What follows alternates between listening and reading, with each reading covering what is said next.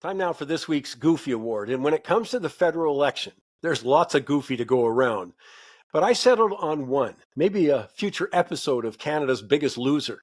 Of course, there were many losers in the election, but none were so specifically self induced like Jagmeet Singh and the NDP. As many have pointed out at the time, their decision to work so closely and closely align themselves with the Liberal Party and supporting Justin Trudeau and now Mark Carney, it was going to doom the party.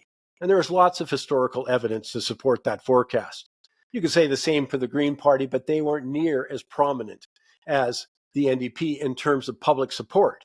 I mean, if you look over the last year, the Greens are always hovering around 3 to 4%. And in the vote itself, yes, that dropped, by 2/3 to 1.3%, especially when they abandoned the idea of putting candidates in each riding. And several times they removed the candidate in order to support the Liberals, let alone their failure to make any kind of a fuss over the elimination of the carbon tax back to zero. But Jagmeet Singh's decision to support the Liberals, especially, when you consider in the fall of 2024, they avoided bringing the government down at a time when throughout the year, they were polling between 18 and 21%, still happening in September and October when the Conservatives wanted to force an election.